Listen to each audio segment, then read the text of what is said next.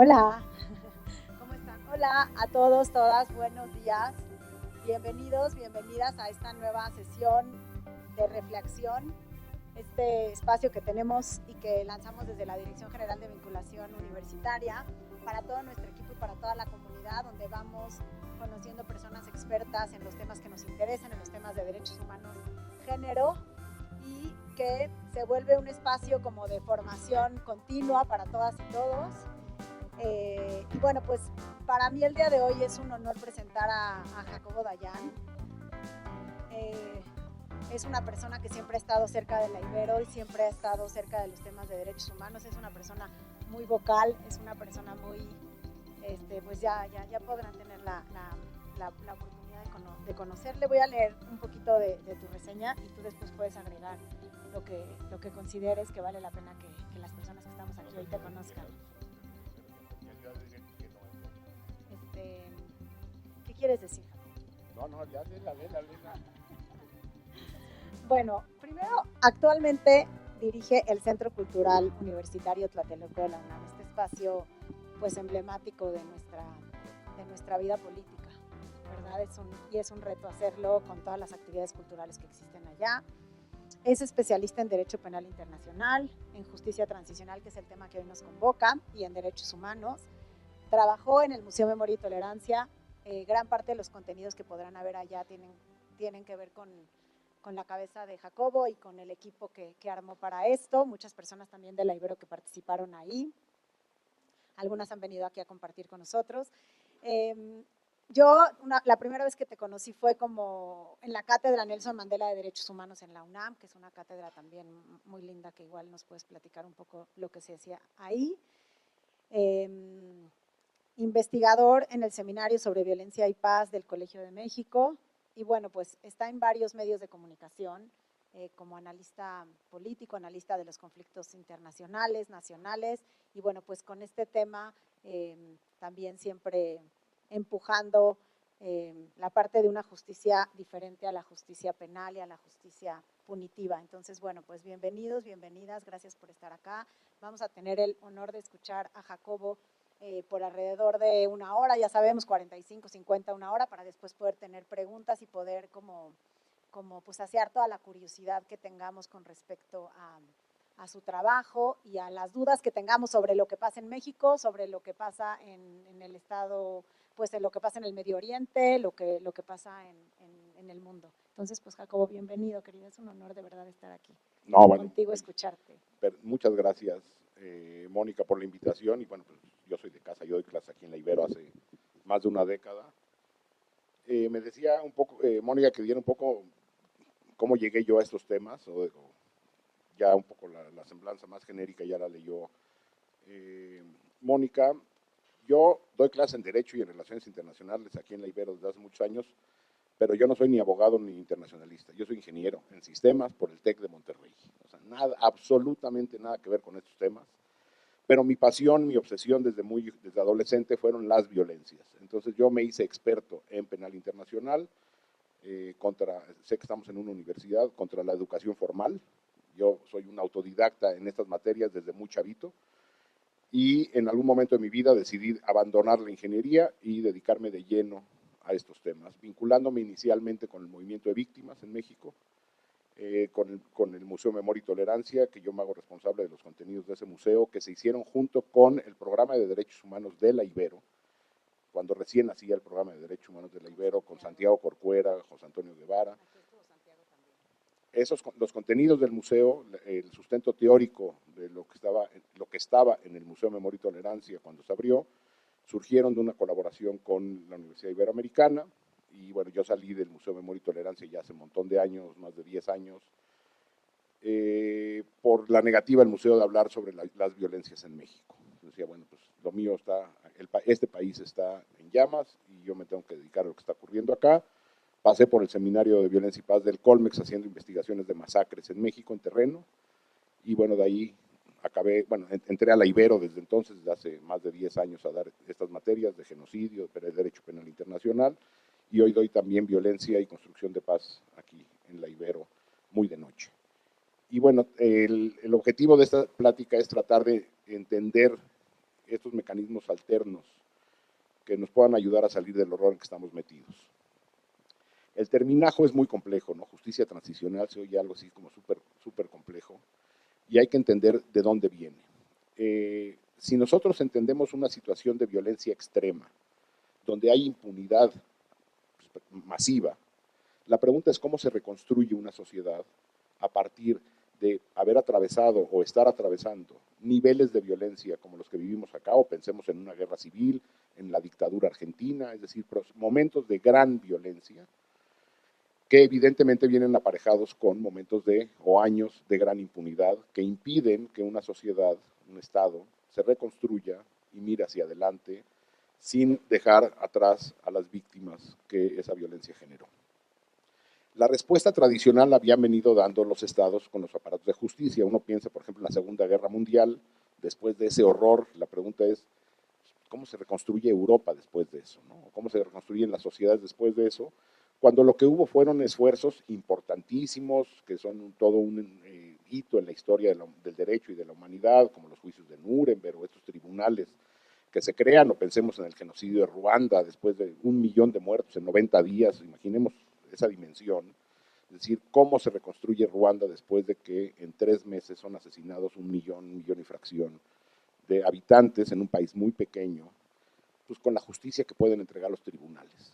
¿Qué acaba haciendo? Pues acaban enjuiciando a algunos personajes emblemáticos, los juicios de Nuremberg, pues cuántos crímenes se cometieron en la Segunda Guerra Mundial, los que quieran. Es imposible entregar justicia. Nosotros partimos de la idea de todos los derechos para todas las personas. Ese es como el ideal conceptual. Hay momentos en que eso es imposible. Se le puede dar toda la justicia o todos los derechos a todas las personas en un entorno de gran violencia. Pensemos en México. Es humana, ya déjense el horror de nuestras fiscalías. Es humanamente posible hacer 115,000 investigaciones por desaparición forzada. Humanamente posible. Aunque tuviéramos a las fiscalías de Dinamarca. 400,000 investigaciones por asesinato. Decenas de miles de investigaciones por tortura. Un número indeterminado, pero enorme, de violencia sexual, de trata de personas, desplazamiento forzado. Es imposible. Entonces, cuando la violencia se desborda, y eso viene aparejado de impunidad, en América Latina surgió, en los 80, empezó a surgir una idea de generar mecanismos alternativos que tienen como objeto no garantizarle todo el derecho a todas las personas. Y yo sé que lo que voy a decir puede sonar horrible, pero hay momentos en que no hay de otra, sino tratar de entregar un mínimo de justicia a un máximo número de personas. Y no toda la justicia a todas las personas, porque es imposible.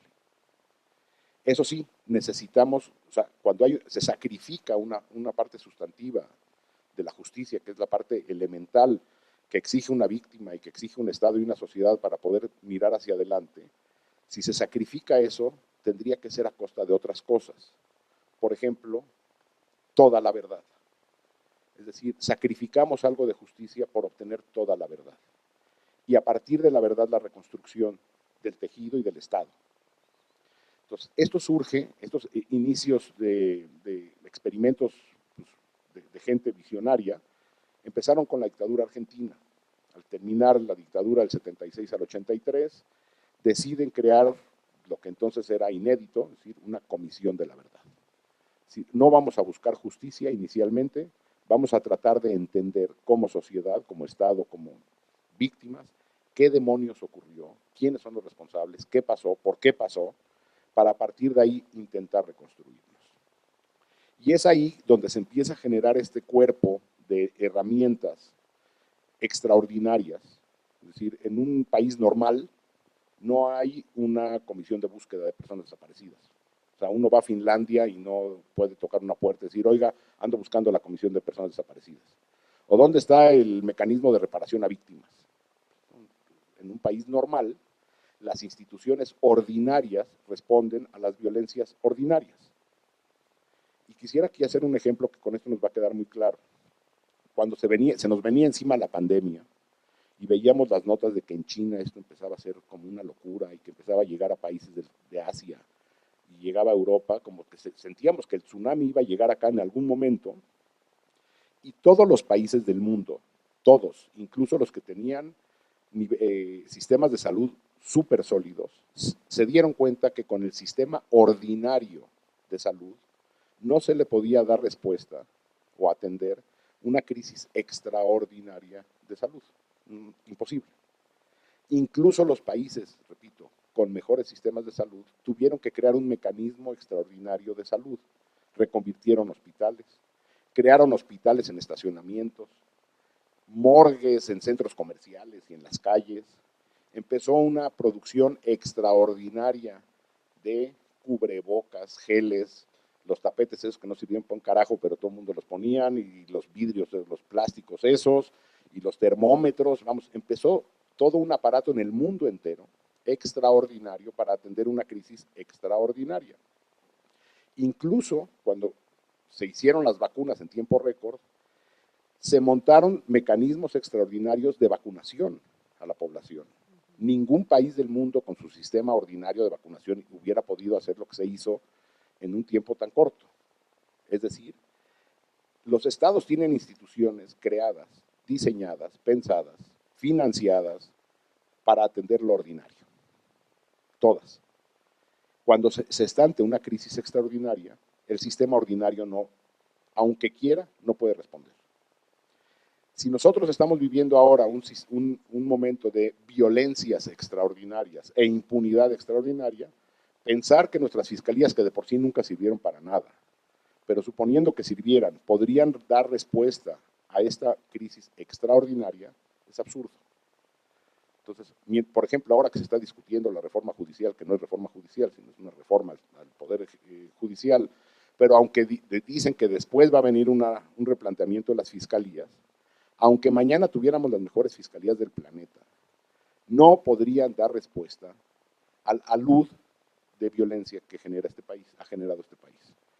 Porque las fiscalías del país tienen capacidades para atender lo ordinario. Es decir, que me roban el coche, que hay un problema mercantil entre A y B, que alguien se quiere divorciar, que lo que sea, que alguien mató a alguien, pero no, en medidas y en tamaños manejables. No puede atender lo extraordinario. Entonces, sabiendo esto y entendiendo esto, los estados que así lo han hecho de manera responsable, lo que hacen es crear mecanismos extraordinarios, administrativos, políticos, jurídicos, legales, para atender la crisis extraordinaria. ¿Qué incluyen estos mecanismos extraordinarios?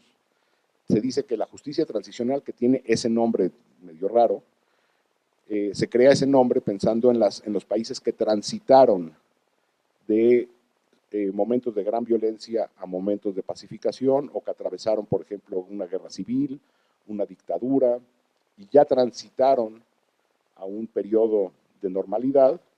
Es decir, cómo ahora en la normalidad atendemos ese pasado de gran violencia. Eso fue el origen. En los años subsecuentes se desarrollaron otro tipo de mecanismos para decir, no nada más lo pueden implementar esto los países que ya pasaron por momentos de violencia. Es decir, Argentina implementa esto una vez que acaba la dictadura. Sudáfrica implementa esto una vez que acaba el apartheid. Guatemala implementa esto una vez que acaba o se firman los acuerdos de paz. Pero, por ejemplo, países como Colombia empezaron a decir, bueno, esto también nos puede ayudar a acabar con la gran violencia. Empezar a implementar estos mecanismos que ahora detallaré ayudaría a reducir las violencias y empezar a transitar a momentos de paz, cuyo objetivo final es la reconstrucción social del Estado, social y la reconstrucción del Estado. Ese es el objetivo final, cómo tener futuro después de este horror. O estamos atravesando este horror, cómo vemos hacia adelante. Cómo regeneramos la confianza que tenemos. Tenemos confianza en las instituciones políticas de este país. El que sí, que nos ilumine, porque no veo por dónde. O alguien tiene confianza de decir, pasó algo, voy a poner una denuncia. Recibí una amenaza de alguien, pues voy a ir a la policía a decir que alguien tocó a mi departamento a pedirme cobro de piso, y pues ya, yo denuncio en la policía y seguro se va a resolver. Nadie tenemos confianza. ¿Cómo reconstruimos? O sea, la pregunta es, ¿se puede tener futuro con una sociedad que no tiene confianza en las instituciones del Estado? En un Estado que tiene instituciones atrofiadas, en un Estado que apuesta al olvido y a la impunidad, no hay futuro. Cuando vienen expertos internacionales y les decimos que en México hay una impunidad que ronda alrededor del 98% dependiendo del delito, nos preguntan ¿en qué delitos? Dijimos, en todos, no importa. Si es asesinato o robo a causa de habitación o secuestro, lo que quieran. Y no pueden entender cómo un país puede funcionar con niveles de impunidad del 98%. Es como vivir en la ley de la selva. ¿Sí? Bienvenidos a México. Eso es aquí. Aquí pues, cada quien hace lo que quiere. Entonces, ¿cómo se ha ido construyendo estos mecanismos de justicia transicional que a través de estos 30, 40 años de experiencia acumulada en el mundo, porque cada caso es distinto, cada implementación requiere una adaptación a lo local, pero a grandes rasgos se contemplan 5 grandes rubros que tienen que ser atendidos.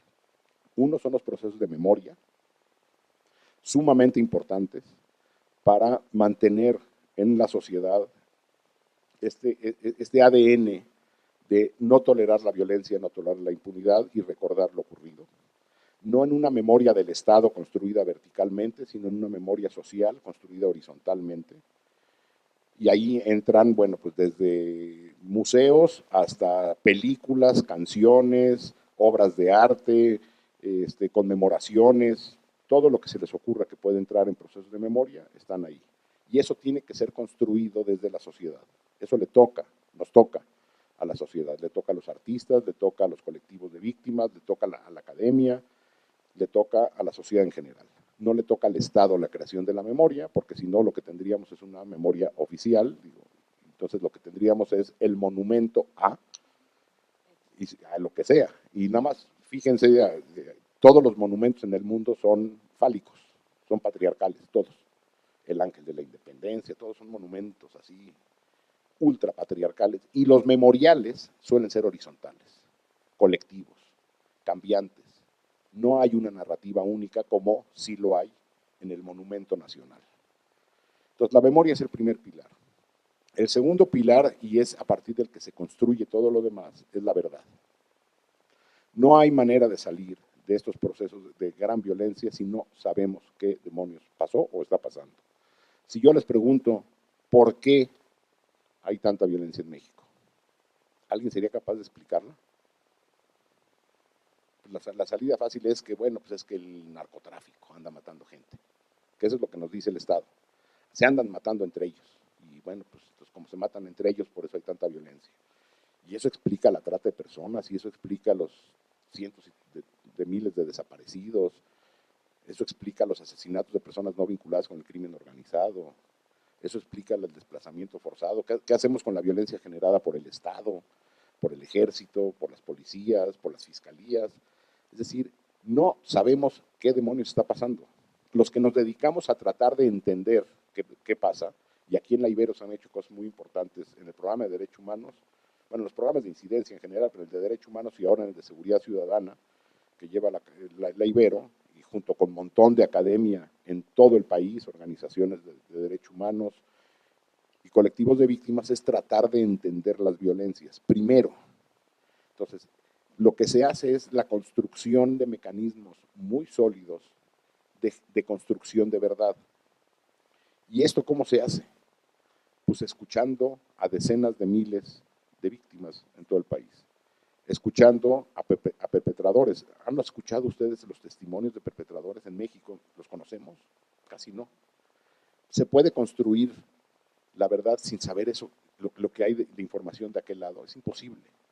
Se puede construir sin que el Estado mismo, las instituciones del Estado, Ejército, Marina, ahora Guardia Nacional, Policía Federal, las fiscalías, digan qué está pasando. Imposible.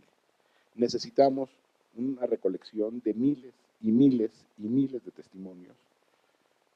En el caso mexicano seguramente serán cientos de miles, porque tenemos violencias a diferencia de lo que fue, por ejemplo, la dictadura militar argentina o la guerra sucia en México, que había un perpetrador claro, un colectivo social objetivo víctima muy identificado. En México tenemos hoy, en el siglo XXI, violencias muy democratizadas. Es decir, quien sea puede ser víctima, quien sea puede ser perpetrador, desde el crimen organizado grandote hasta bandas criminales medianas, pequeñas, actores políticos, grupos paramilitares, empresas. Hay que ver los testimonios del movimiento indígena que habla de desplazamiento forzado a partir de la presencia de grandes empresas. Es decir, tenemos violencias en plural generadas por múltiples actores que generan víctimas muy diferenciadas y que es muy diferente la violencia de hace 10 años en Veracruz a la de hoy en Chihuahua, a la de Chiapas en los 90 y ahora. Es decir, la violencia ha ido también cambiando y necesitamos tener múltiples explicaciones a las violencias temporales y regionales. Eso nos puede llevar décadas en generar eso. Pero urge la creación de un mecanismo de verdad en México. Los dos que se han creado, bueno, ha habido 4 intentos en la historia mexicana, fallidos, uno de ellos menos. El primero fue con Fox, que se trató de esclarecer la violencia del siglo XX, la guerra sucia, que acabó con una fiscalía especial para movimientos sociales y políticos del pasado, que acabó generando un documento que no fue público ni siquiera, imagínense. El Estado genera verdad que luego no comparte. Después hubo un intento en Guerrero, exitoso, que desafortunadamente no fue difundido y fue hecho en los años en que empezó la espiral de violencia actual. Es decir, en Guerrero se hizo una comisión de la verdad para esclarecer la guerra sucia, pero empezó a trabajar en 2006-2007, que empezó la espiral de violencia. Entonces, ese documento, que es muy bueno, se conoce poco. Y después hay 2 mecanismos creados por el gobierno de López Obrador, el mecanismo de esclarecimiento del caso Ayotzinapa y el de la guerra sucia. Sabemos en qué van los dos, uno de ellos dirigido, uno de los comisionados por el rector de la Ibero, por David Fernández, que acaba de entregar el informe ayer o antier a Gobernación. Habrá que ver cuándo se hace público. Pero estas 2 comisiones, a diferencia de cualquier otra comisión de la verdad en el mundo, tienen que contemplar características muy elementales. Es decir, la verdad no le corresponde al Estado. Estos mecanismos tienen que ser absolutamente independientes, autónomos, conformados por personas que den una credibilidad absoluta al proceso. Ahí están los testimonios de David y de muchos otros, que el ejército se negó a dar información a la Comisión de la Verdad. Lo mismo en el caso Ayotzinapa. El ejército se negó a dar información, y no nada más eso, sino ahora resulta que el PRO es el culpable, según la narrativa del gobierno, en el caso Ayotzinapa, y el Estado mexicano ha decidido respaldar a las Fuerzas Armadas al no entregar información. Ese fue un error de creación de origen de esos 2 mecanismos, que tienen que ser absolutamente autónomos y no depender de la clase política. Los 2 dependían de Alejandro Encinas dentro de la estructura del gobierno, y eso impidió un buen funcionamiento de ellos. Se hizo o se ha hecho lo que se puede. Habrá que ver el documento que emita la Comisión de la Verdad y Guerra Sucia, y a ver en qué acaba el caso Ayotzinapa, porque se tendrá que relanzar, porque hasta ahora está todo como estaba hace 6 años, con algo más de información. Es decir, la verdad no le toca al Estado, tiene que poner las condiciones para que eso ocurra, y tiene que estar conformada por un grupo enorme de expertas, expertos, de reconocida reputación, para que no haya duda. Si estos mecanismos de verdad están controlados políticamente, evidentemente la oposición política va a negar el resultado de un esfuerzo de este tamaño. Es por eso que se necesita personas completamente autónomas a cualquier clase política y a cualquier gobierno. Entonces, la verdad es el segundo pilar de la justicia transicional. En esta verdad también se incluye el paradero de las personas desaparecidas. ¿Dónde están las personas desaparecidas? Todo esfuerzo que se ha hecho en México ha sido prácticamente infructuoso para la búsqueda. También la Ibero es una de las instituciones que sacó un primer recuento importante de fosas clandestinas, que el Estado mexicano se niega a aceptar y a publicar, con una investigación que se hizo acá, cuando entonces había 2,000 fosas clandestinas. Hoy se habla de más de 4,000 fosas clandestinas. más de 50,000 cuerpos en espera de ser identificados, es decir, el Estado mexicano tiene en su poder más de 52,000 cuerpos y millones de fragmentos óseos en espera de ser identificados, pero para eso no hay dinero ni voluntad. Entonces, no hay ni siquiera bases de datos centrales para poder hacer el cruce, es decir, hay un caos absoluto. Lo poco que se logró montar este sexenio, un Centro Nacional de Identificación Humana, ya fue desmantelado, se creó con apoyo de cooperación internacional y el gobierno mexicano actual decidió desmantelarlos. Estaban en Jutepec, en Morelos, ya no existe más. Entonces, en la verdad está la búsqueda de personas desaparecidas. El tercer pilar es la justicia. La pregunta es cómo hacer justicia en un país de cientos de miles de víctimas.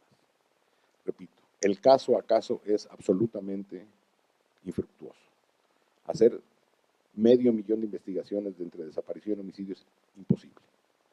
Todas las víctimas tienen derecho a que se investigue su caso. Eso, es decir, los mecanismos de justicia transicional no niegan el derecho de cada una de las víctimas a buscar justicia individual, sabiendo que va a tardar muchísimo y que en la gran mayoría de los casos no va a llegar nunca, nunca, a menos que sean casos muy emblemáticos, que tengan buen acompañamiento legal.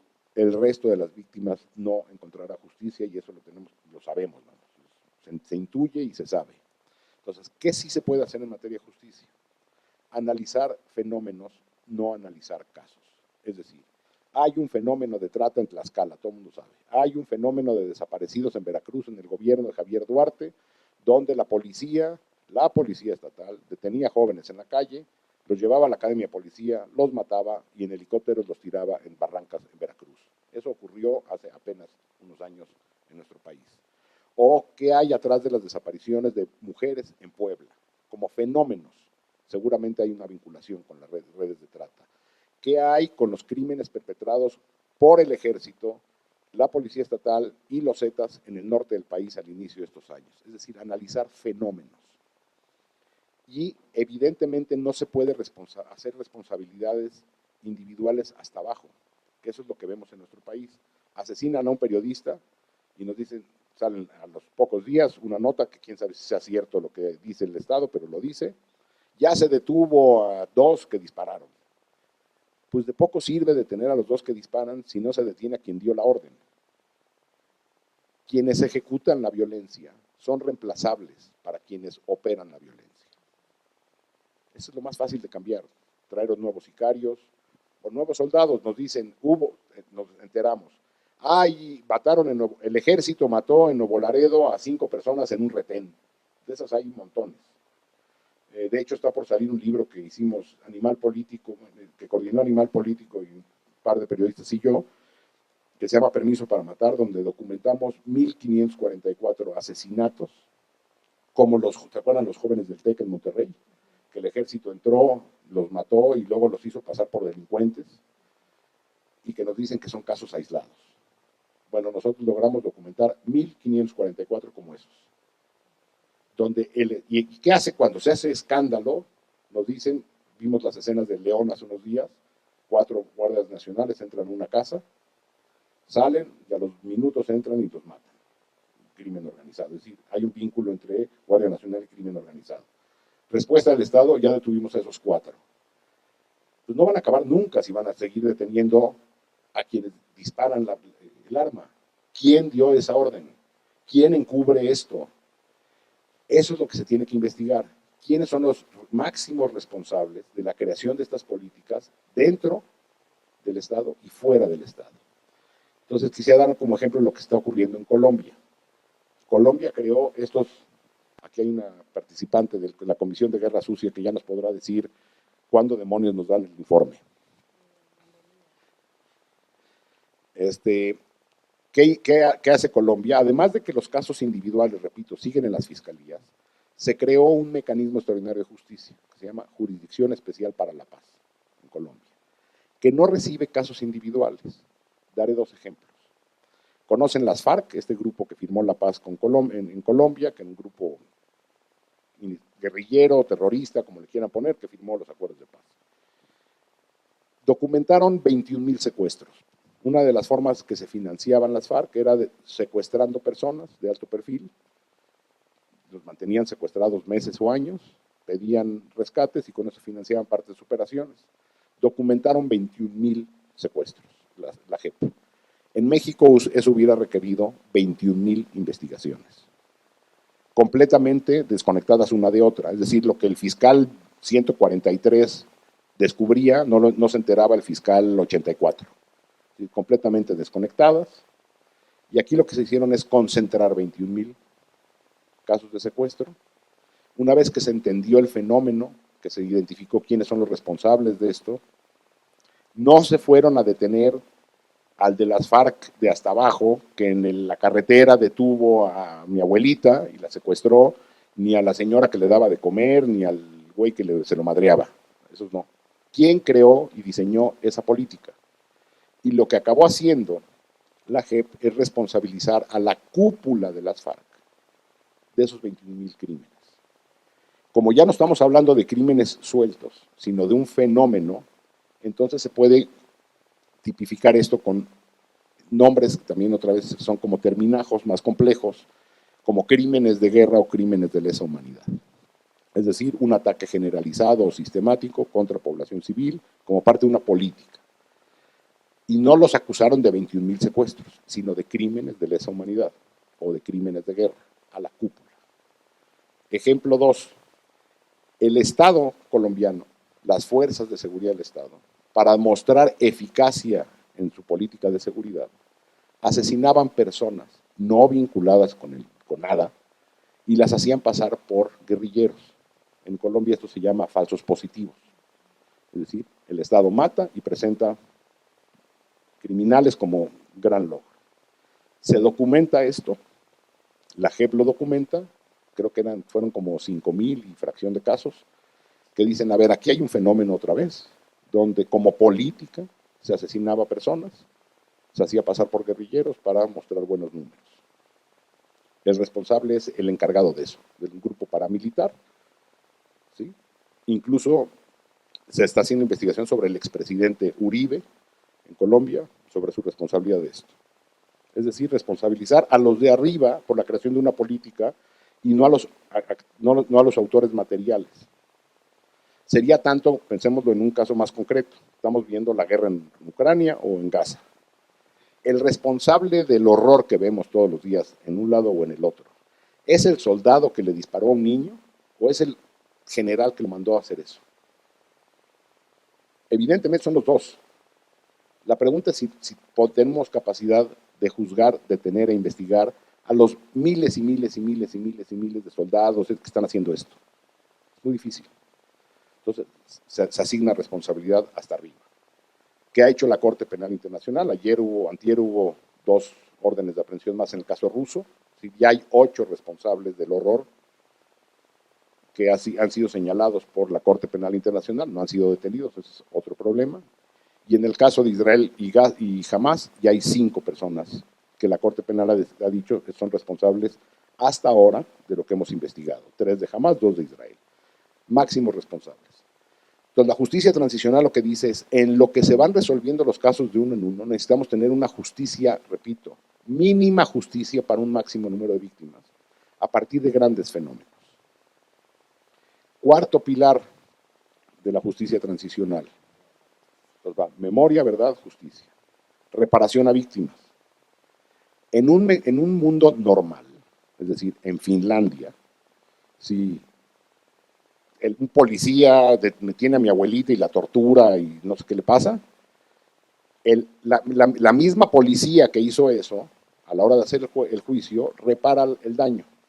Da ayuda psicológica, ayuda médica o indemnización o lo que se les ocurra. O vemos los casos de la Corte Interamericana que ordenan, en el caso de Rosendo Radilla, en un caso famoso, una reparación a la familia en cuanto a un memorial y en cuanto a una disculpa pública y un apoyo a los huérfanos, por ejemplo, en casos de desaparición, los huérfanos que tengan becas, que tengan algún tipo de ayuda y alguna indemnización económica. Ahora, cuando tenemos una masividad de casos de este tamaño, la pregunta es si los estados tienen los recursos suficientes como para indemnizar a todo el mundo. No. Los casos individuales seguirán buscando reparación individual, que pueden ser a estándares muy elevados, pero ante la masividad es imposible. O sea, doy un ejemplo, en México una mala práctica médica, es decir, hay casos que llegaron a la Suprema Corte, donde un niño que fue operado mal y por error en el sistema de salud, ha recibido indemnizaciones, por ejemplo, por 10 millones de pesos. Son casos concretos que se han resuelto individualmente en México. Multiplíquenle 10 millones de pesos por 1 millón de víctimas. No hay dinero que alcance. Entonces, ¿qué se hace? Se crean mecanismos de reparación eficaces, rápidos, que no tengan que pasar por un juicio, que se haga cargo el Estado de las necesidades inmediatas de las víctimas.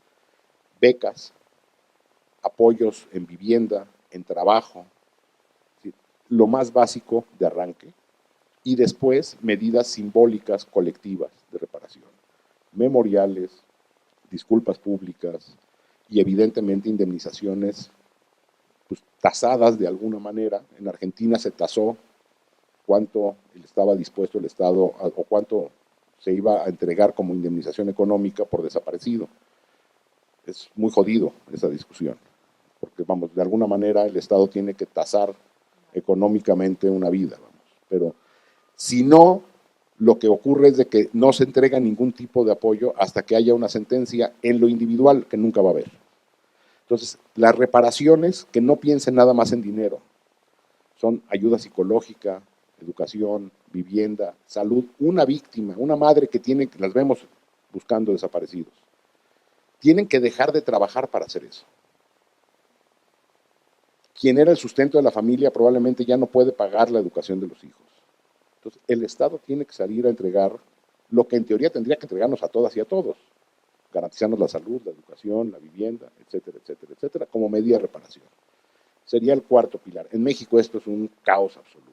Existe una comisión de atención a víctimas.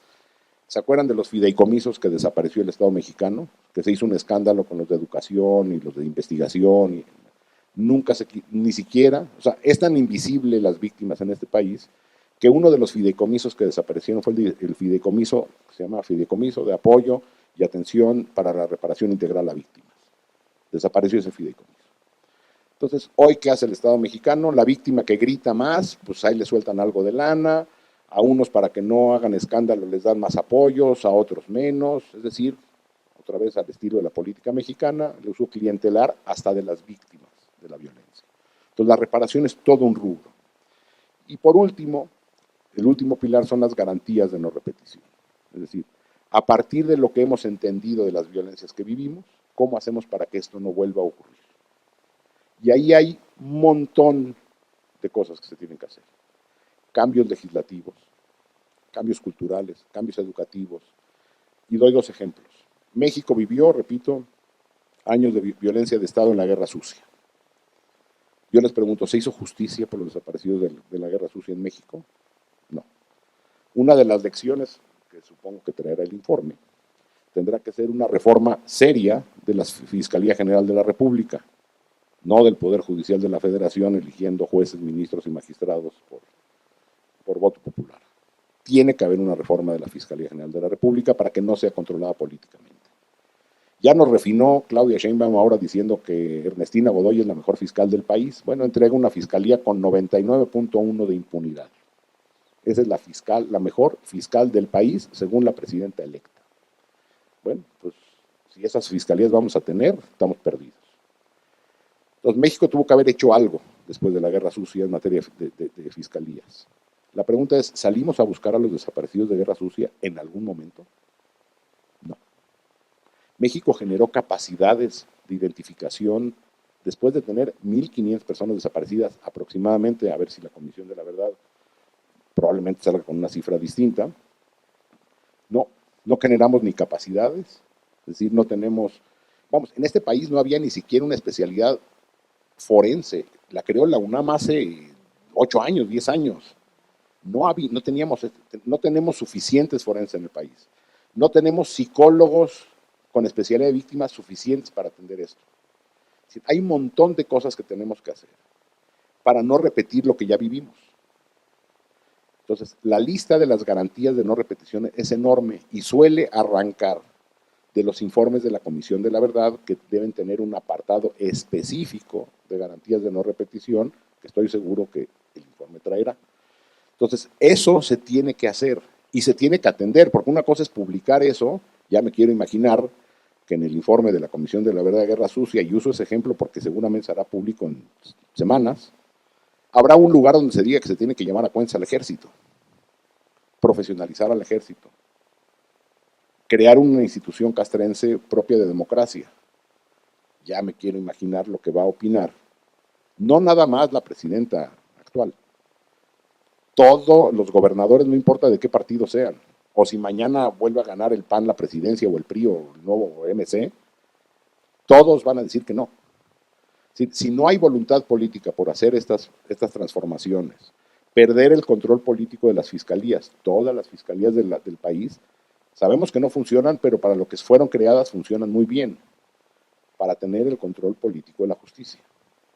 Eso tiene que cambiar. Si no, estaremos en condiciones en que la repetición de esta violencia sea más probable. Tenemos seguramente, se hablará de que las víctimas pertenecían y siguen perteneciendo a estratos sociales económicos bajos. Se tiene que reducir la desigualdad, se tiene que profundizar la libertad de expresión, se tienen que hacer cambios legales, promover el trabajo de las organizaciones de sociedad civil en lugar de estarlas atacando. ¿Cuál es el papel de las universidades en esto? Es decir, la lista de garantías de no repetición es enorme y tiene que haber una voluntad política seria para atender esto. Dicho esto, repito los 5 pilares: memoria, verdad, justicia, reparación y garantías de no repetición. Nada de esto se hace en media hora. Tiene que haber un compromiso, no de gobierno, de Estado, a mediano y largo plazo para implementar estos procesos que son muy dolorosos. Conocer lo que pasó o pasa en nuestro país es doloroso, pero tenemos que conocerlo. Y tiene que haber un compromiso a mediano y largo plazo. Ahora, colectivos de víctimas, academia, expertas y expertos nacionales y extranjeros han estado empujando una agenda de justicia transicional. El último gran esfuerzo que se hizo hace 6 años. Incluso, bueno, la Ibero participó de manera muy activa, incluso uno de los primeros reuniones que se tuvo fue moderada por Elena Varela, sigue aquí supongo, y Pablo Reina, que ya no está aquí. O sea, la Ibero moderó ese encuentro que hubo hace 6 años con todo, en Memoria y Tolerancia, con todos los candidatos a la presidencia. Andrés Manuel, El Bronco, Mid, Anaya, Margarita no fue por razones obvias, o sea, cómo iba a defender la guerra. Calderón era difícil, no, canceló. Y estuvieron ahí, se les presentó esta agenda de justicia transicional, la que todo el mundo dijo que sí, que estaban felices. Andrés Manuel, ahí está grabado, lo pueden buscar en YouTube, diciendo que está a favor de la justicia transicional y de que vengan expertos internacionales a ayudarnos, y la creación de un mecanismo extraordinario de justicia y una comisión de la verdad. Ganó la elección y empezó, ¿se acuerdan? Unas giras con víctimas pidiendo perdón y olvido. Y las víctimas se pusieron, la primera fue en Juárez, la segunda fue en Torreón, un escándalo, y eso obligó a tener a López Obrador, presidente electo, un segundo encuentro con víctimas, que probablemente recuerden porque se fue mucho más conocido, con 1000 víctimas en el Centro Cultural Tlatelolco, que ahora yo dirijo, entonces no lo dirigía, con 1000 víctimas, en el que se comprometió de nuevo con esta agenda. Y a partir de ahí se generaron mesas de trabajo, que coordinábamos un grupo pequeño, con Olga Sánchez Cordero, Alejandro Encinas, Alfonso Durazo, y el seguimiento de López Obrador y algunos otros miembros de este gabinete que está por terminar. Esas mesas de trabajo, la Ibero estuvo ahí metida a fondo, la UNAM, un montón de universidades, eran mesas, se hicieron 5 mesas, una por cada uno de estos mecanismos, con, no sé, 200, 300 personas en todo el proceso, que trabajamos de a gratis, todo el mundo, para hacer una agenda de justicia transicional. Eso está publicado, está en línea, lo pueden encontrar ese documento que se llama Propuesta Ciudadana de Verdad, Justicia y Reparación. Se le cambió el nombre de Justicia Transicional porque lo que ocurrió al final del proceso fue que en una reunión en mediados de noviembre del 18, es decir, semanas antes de entrar a gobernar, nos cita al grupo coordinador Alejandro Encinas y nos dice: nada de esto va. Solamente se va a hacer una comisión para Ayotzinapa, todo lo demás no va. Se niegan a un mecanismo extraordinario de justicia, se niegan a una comisión de la verdad independiente, vamos a resolver el tema de la reparación a víctimas que nunca resolvieron, y esa no es la peor noticia, nos dice, se va a militarizar la seguridad pública. Eso fue noviembre del 18. Nosotros de inmediato salimos a medios y los medios nos empezaron a cerrar la puerta. Y los pocos que nos abrían nos decían, no, pues ¿cómo creen que van a militarizar? Si ya Andrés Manuel dijo que los va a meter a los cuarteles y que no sé qué. Hasta Encinas nos dijo, si se militariza la seguridad yo renuncio. Ahí está Alejandro Encinas. Eso es Alejandro Encinas. Se inicia el gobierno con el bono de credibilidad que tenía el gobierno de López Obrador hace 6 años. Los que creían en él seguían creyendo en él y hay todavía hoy quienes siguen creyendo en él. Y a las pocas semanas que empezamos un poco ese proceso, varios colectivos de víctimas que estaban también en el proceso empezaron a salir a medios a decir esto, hasta que recibimos vetos y amenazas directas por parte de la Secretaría de Gobernación, particularmente Alejandro Encinas, que intentó sobornarnos a varios de nosotros, entre ellos a Javier Sicilia, a mí, y esa fue la respuesta del Estado mexicano ante una agenda de justicia transicional. A partir de ahí, acabamos de pasar una elección presidencial donde el tema ya ni siquiera se puso a discusión. Parece que tanto Xóchitl como Maínez y Claudia siguen diciéndonos, ahora Claudia, que con las fiscalías arregladas se va a resolver esto. Absolutamente falso. Que con los militares se va a reducir la violencia. Absolutamente falso. Entonces, es una agenda olvidada y traicionada que ya tuvo su momento de sexy de discusión hace 6 años y en 6 años no se ha vuelto a hablar a fondo de mecanismos extraordinarios de justicia. Después del manoseo de estas 2 comisiones de la verdad, supongo que el documento de la comisión y regreso al de la comisión de la verdad, porque sé que se va a publicar, hablará de los problemas que atravesaron con la negativa de la entrega de documentos. Este mecanismo de guerra sucia tenía 2 componentes, bueno, varios, pero 2 centrales, la Comisión de la Verdad, que es la que entrega el documento, y un mecanismo de justicia que ya renunció todo el mecanismo. Es decir, se quedará cojo eso. Ya hay una sentencia de la Suprema Corte diciéndole a la Fiscalía General de la República, no se hagan güeyes, tienen que investigar guerra sucia como crímenes de lesa humanidad. No le van a hacer caso. Y bueno, transitaremos un nuevo gobierno, se seguirá profundizando el horror y algún día tendremos que regresar a discutir estos temas de mecanismos extraordinarios que nos puedan ayudar a resolver parte de este horror, porque con lo ordinario no vamos a poder. Eso es un hecho. Yo lo dejaría por ahí y ya a ver qué más sale en preguntas y comentarios. Gracias.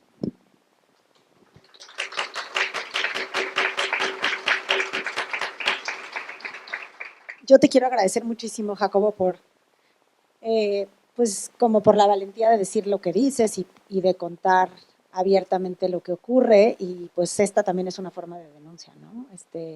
Y yo creo que cada persona tiene un liderazgo, como dice Lorena, sí, ser peón, pero pues eso también tiene un peso, ¿no? Y no, creo que cada quien va haciendo lo que tiene que hacer, y como dices, no es suficiente, ¿no? Hay que hacer más e involucrarse. Y yo creo que en términos de la universidad, como dices, no es tan complicado asociarse, ¿no? Asociarse, decir, y creo que también la lección que nos das tú aquí hoy, pues es eso, la valentía de decir, ¿no? Porque pues lo que hizo Jurídicas es sacar un documento técnico y resulta que eso pues al gobierno central o a la gobernanza central en rectoría le hace echarse para atrás, ¿no? Con amenazas veladas o simplemente con presuposiciones de lo que puede pasar, ¿no? Y creo que ahí también un poquito frenar eso es muy importante, ¿no? Vale la pena siempre pensar en el largo plazo cuando hay que decir las cosas independientemente de lo que puede pasar ahora, ¿no? Y en ese sentido yo veo también la valentía de ti de decir las cosas, porque pues siempre hay riesgos, ¿no? Me gustaría agregar algo. Adelante, ahí. por favor. Es decir, pensar que esto no nos va a llegar como un tsunami encima es muy ingenuo. Estamos en la Ibero. Sugiero, sin dar nombres ni dar nada más. ¿Ustedes creen que dentro de la comunidad Ibero, estudiantes, trabajadores, profesores, etcétera, no hay gente vinculada con el crimen organizado? Abran los ojos. Hablen con Ibero Torreón, por ejemplo, donde esto empezó a ser muy común. Aquí ya yo me he topado con gente que se acerca a decirme, mi familia está en esto, yo estoy en esto. Es decir, eventualmente esto se va entrelazando a tal nivel que empezamos a convivir. Yo llevaba viviendo 20 y tantos años en un departamento de la Colonia del Valle. Me acabo de mudar porque llegaron a vivir a mi edificio unos tipos que evidentemente estaban vinculados con el crimen organizado. Es decir, tarde o temprano empezaremos a convivir de cerca con todo esto. Tarde o temprano van a tocar, van a matar a mi abuelita, va a desaparecer mi sobrina, o van a tocar la puerta de mi casa a pedir extorsión. Tarde o temprano. Y dentro de las instituciones que nosotros pensamos son seguras, donde nos desenvolvemos, abran los ojos, incluso aquí adentro. No aquí en este espacio, no puedo decir nada, vamos, no tengo ni idea, pero en la comunidad ya lo hay. Y hay experiencias dentro del sistema ibero donde esto fue un problema serio. Repito, sobre todo en el norte del país. Sí, y algo que, por ejemplo, el ITESO ha dicho claramente con respecto a la investigación que tiene de personas desaparecidas es que lo mismo, o sea, no es como que no, las desapariciones no le pasan a las personas que hacen mal o que están metidas en situaciones de delincuencia. Cualquier persona puede desaparecer, así se llama el informe. Entonces, así como dices, la delincuencia está inmiscuida en toda nuestra comunidad, también las personas que han sido víctimas, ¿no? Que probablemente tampoco son tan fáciles de identificar y de vocear, pero aquí está pasando esto. Y yo, ya la última pregunta, este mecanismo de justicia transicional no necesariamente tiene que estar validado por el Estado, es decir, se pueden empezar a hacer mecanismos de justicia transicional donde esté presente la memoria, la verdad, la justicia, la reparación, la no repetición, en espacios donde, o sea, se pueden organizar, digamos, con la metodología sin validación del Estado. Para casos para otros, o sea, imagínate que tenemos una explosión de justicia transicional en todas las entidades federativas, impulsado por las universidades de entrada, por ejemplo. Sí. A ver, como sociedad podemos generar memoria, podemos generar verdad. Como sociedad no podemos generar justicia, no está en nuestras manos. Aunque existen estos ejercicios, por ejemplo, el Tribunal de los Pueblos, que son más morales que justicia como tal, no podemos reparar víctimas. Es decir, la Ibero puede dar becas a hijos de personas desaparecidas, pero es una forma paliativa, no es algo muy sólido y mucho menos garantías de no repetición. Es decir, a nivel nacional, desde sociedad civil, hay ejercicios, hay ejemplos internacionales de creación de verdad y de memoria desde sociedad civil. Ahora, lo que sí podemos hacer es implementar este tipo de mecanismos al interior de instituciones. La Ibero, como todo el país, tiene problemas de violencia de género.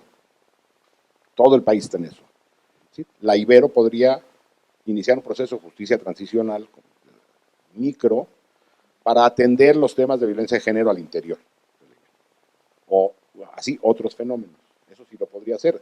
Sí, y bueno, evidentemente no va a ser justicia penal, o sea, hará sanciones administrativas o expulsión, lo que sea, pero sí podría decir, a ver, vamos a analizar a fondo y vamos a convocar a expertos para que nos hagan una metodología de investigación y que levanten testimonios de la comunidad que seguramente en la Ibero, como en todo el país, hay más violencia de la que se denuncia para tratar de conocerla, para tratar de empezar a hacer esos procesos en lo micro. A nivel nacional, a mí me parece que podríamos hacer lo que se hizo en Guatemala, sabiendo que Guatemala es de este tamaño.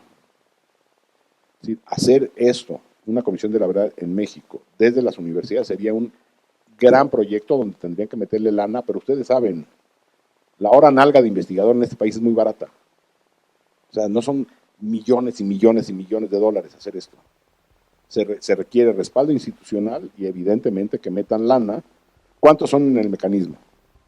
50 personas hicieron una investigación sobre la violencia del Estado en 2 décadas, o sea, en 2 décadas de 25 años. La pregunta es, ¿cuántos investigadoras se requerirían para hacer eso y conocer las violencias de Torreón? Tampoco necesitarías 2,000. Articular una solución universitaria para empezar a conocer las violencias, y mucho ya está hecho, es decir, está documentado en las universidades. Nosotros en el Colegio de México documentamos Coahuila 8 años, eso está documentado, y en un montón de universidades el trabajo que hace el ITESO es tremendo. Sí, ahí están ya esos insumos que se podrían articular.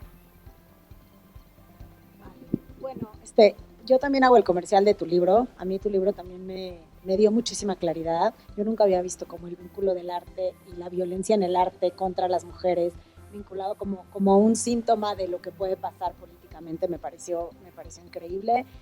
Pues yo lo leí como muy rápido, muy fácil, me gustó mucho, me iluminó mucho. Creo que pues es parte de tu contribución y bueno, pues te queremos dar un aplauso, a ver si eso te calienta el corazón un poquito de lo que dice Bere, por tu claridad, por tu sensatez y por compartir. Gracias por venir, gracias por trasladarte desde Tlatelolco hasta Santa Fe el día de hoy y de regreso. Eso sí. Sí, gracias por el esfuerzo y gracias por el esfuerzo también de mental de explicar claramente todo. Bueno, yo en particular te quiero mucho, gracias por estar aquí.